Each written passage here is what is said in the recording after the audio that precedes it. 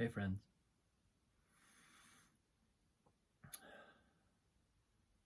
So I saw the osteopath again, whom I saw like a week ago. And if you haven't been following my posts recently, I sustained a wrist injury a month and a half or so ago, a little more. Been working through where that came from, what it means. And without doing a massive recap of what I've expressed sort of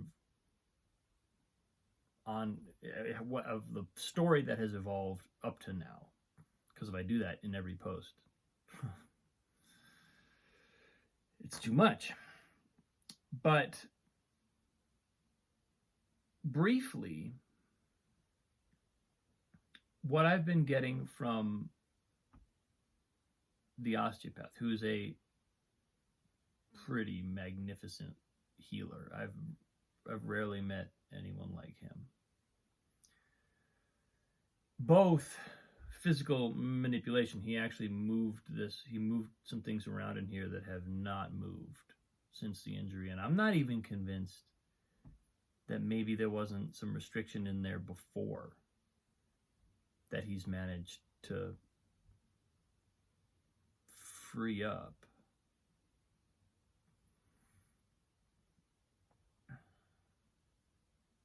A kind of pre-existing tension that the injury might have been even somehow related to or partially a result of.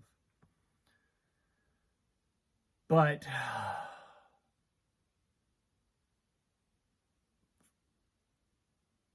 what he pointed out, he asked me at one point, was there a moment when you perceived this injury as a form of wisdom?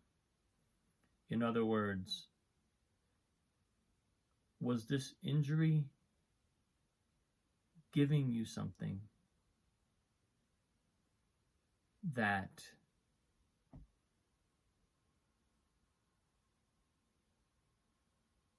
you felt like it was helping you see something? And I said, yeah. And he said, yeah, be careful with that. He said, the injury is coming from your unconscious. It's not so much wisdom as it is a kind of unconscious obstacle, because it's inhibiting your freedom. And that really spoke to my experience, because even as I was on this post, even as I've drawn lessons from the experience of being injured, many of them in retrospect, and as this begins to move, and as I begin to really connect with the fact that I want this to free up, I want to have a real connection to my hand again. What I recognized is that some of the lessons I was drawing from this were actually a form of avoiding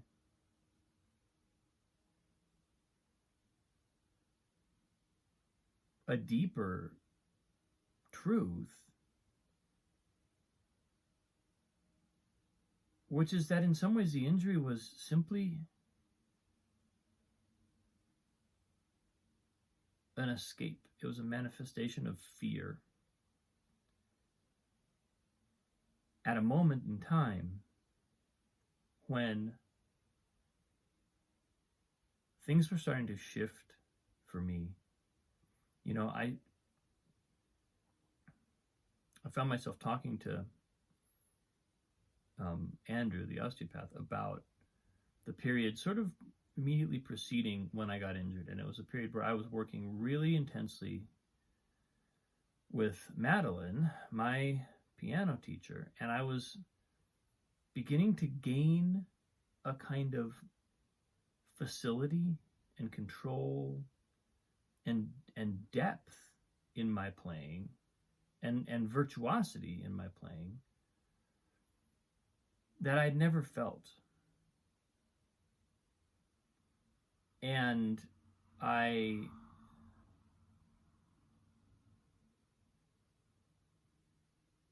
was at a moment of feeling like something might, like I'm in a new place. I'm a different kind of pianist. What if I could perform like this?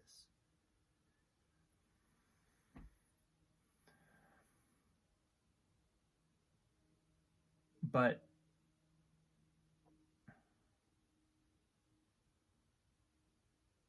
then I got injured, and it pulled me into a place where I started thinking,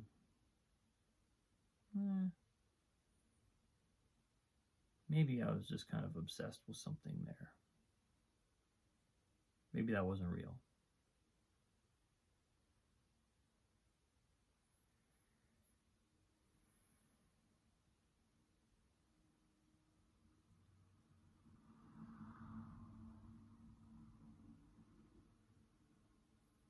And I look back on,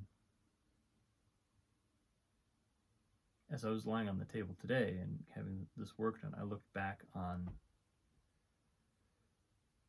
the moment in my adolescence when I stopped studying piano, classical piano. I walked into my teacher. I had a teacher who was kind of, he was we'd moved countries, we'd moved back from Europe to the States, and he was a teacher that is, I only really studied with him for maybe a few months, and I didn't study for the first year that I was back for some weird reason. And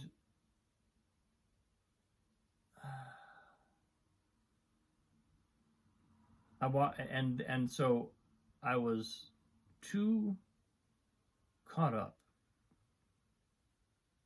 with this kind of identity shifting underneath me, my whole kind of cultural context,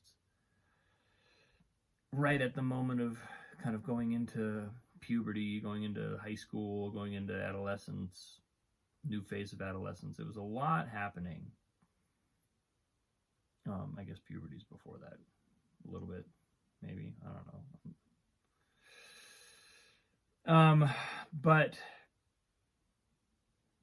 I couldn't manage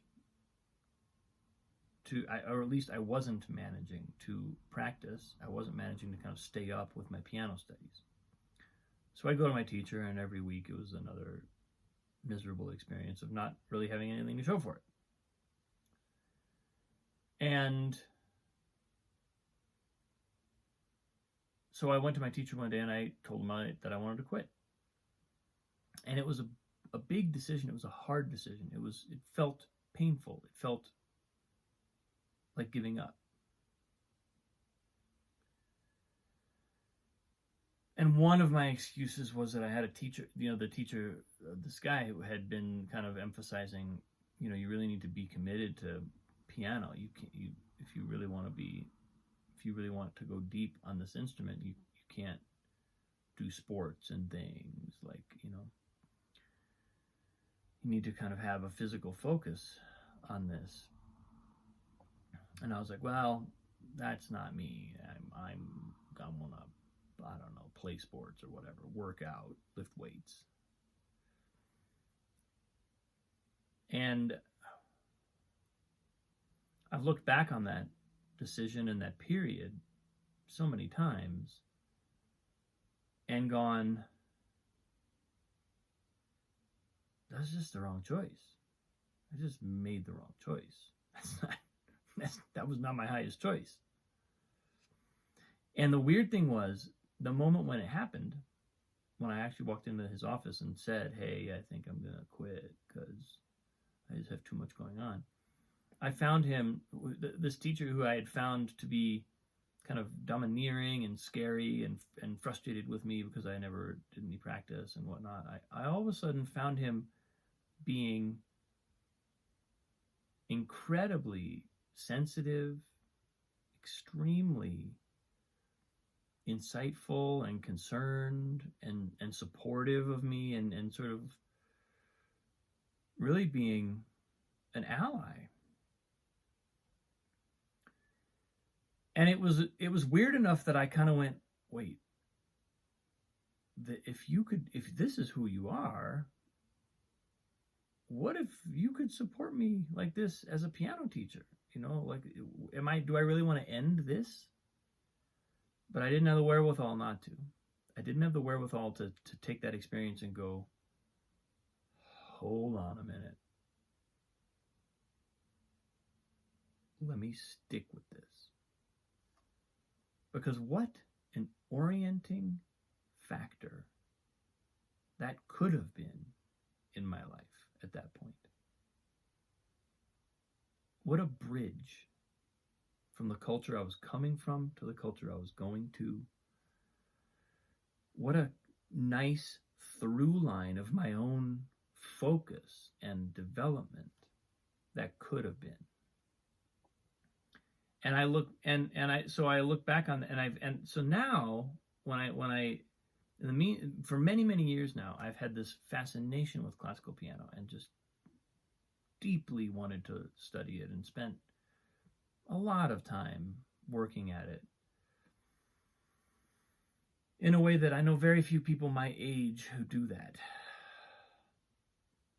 But I noticed myself saying to Andrew today, well, I'm not going to be a classical concert pianist. I know that. But then he worked on me, and I had this memory come back to me of when I quit, and various other memories along the way, and this started reflecting on my relationship to music and relationship to piano and classical music, and I thought to myself, why do I always say that? Why do I always say I'm not going to be a classical pianist? I mean, right, I know that. Why? Why do I put a ceiling over my own dreams?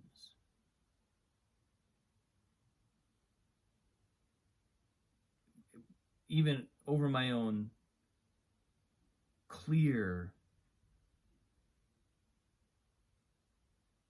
intentions and deep longings.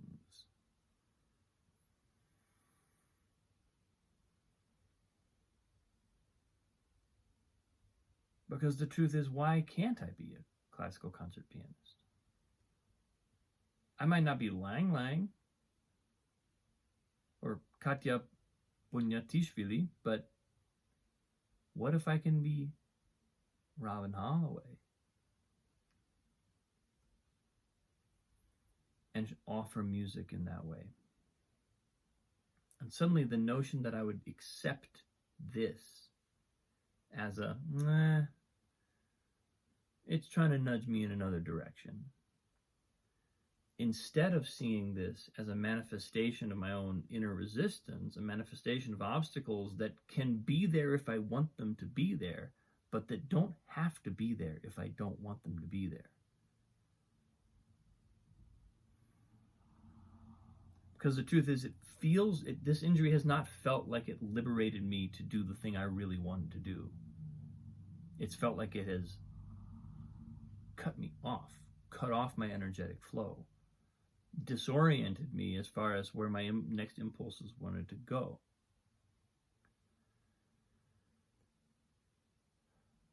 And Andrew, the osteopath today, affirmed a lot of that. He was kind of going, yeah, That's how you want to treat this injury. Don't treat this injury like a higher wisdom. Treat it like an obstacle that you can let be there if you want to, but that doesn't have to be there. And then at the end of the session, he manipulated my wrist, and every bone in the wrist moved. Everything shifted. All there were stuck points. All this stuff kind of went and let go. I barely dared to like feel it or move it because it moved so much that I'm like was feeling a new kind of freedom in it that I just want to let it chill and rest and heal.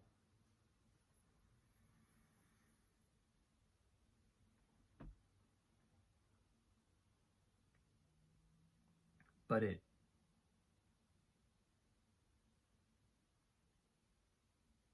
was a big session. And it makes me, I mean, I maybe should go without saying, but I'll say it, that it made me immensely grateful for the work that he did on me. But also,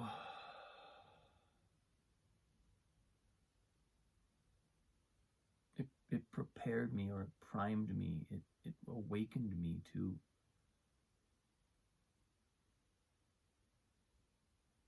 how important it is to listen to my own longings. Listen to what I want.